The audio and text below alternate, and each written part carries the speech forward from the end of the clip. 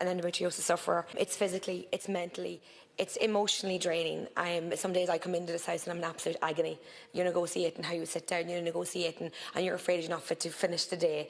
And as you know, our job is demanding, it's people facing, and like you have a knife fight going on inside you quite often. And for so many women across the country, women and girls, they have to tolerate that pain, that agony day in and day out. It is chronic, it is absolutely exhausting. I am grateful for your work. I am grateful that it is recognised that we have a national framework. I feel emotional about it, Minister, because it is so important. I was diagnosed, I was absolutely alone, there was no space. I'm grateful for the government for actually recognising that women's health is specific. I didn't know that, and I'm sorry that I didn't know that, and I'm so glad that you and I have the opportunity to stand here and describe the pain that women face every day. As you said, like a knife fight inside you, and yet you are coming to the Dáil, working an extraordinarily demanding job, as everybody knows here, exceptionally physically difficult, emotionally difficult, and that's just the job. That's on top of all of the things that we bring to work with us. It hasn't been understood. It hasn't been understood, and you know that better than I. You don't need me to explain that to you in any sense.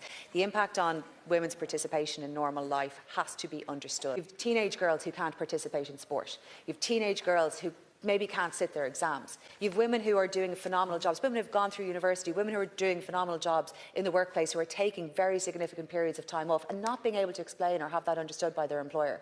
This is impacting women's lives, and it is really important that it is broadly understood and named. It is a series of cells that can move through the body with exceptional pain, right through a woman's from pelvis, right through their diaphragm, up to their shoulder, through their thoracic region, into their brains, into their eyes. It is exceptionally painful, and the more that we try to explain that pain that women have been going through, I think it'll be better understood, and it helps me generate this urgency around improvement. You're absolutely correct. I suppose what I might ask would be that there's mental health support alongside the framework, that there's fertility education and counselling for women who are not ready to have children at a time in life. I'm blessed that I have 4 children. I bucked the odds, and I'm eternally grateful that my body was able to do that for me.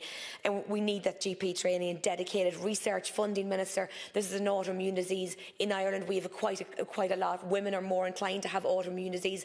I would really love, because we have the island that we are, we have a test bed that we could be doing clinical trials, we could be looking at research funding into endometriosis, into autoimmune conditions within women. I can't tell you how important it is to move forward, go big or go home, Minister, on this. Improving families.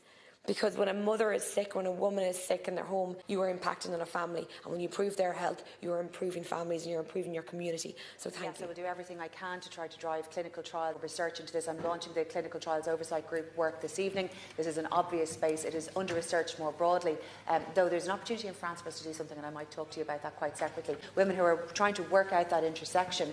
And can I also say, and this is why awareness is so important, I have met teenage girls who have had it suggested to them by professionals in the medical system that they have a baby because that would release the symptoms of endometriosis. If it was a once-off case, I wouldn't say it in the Dáil.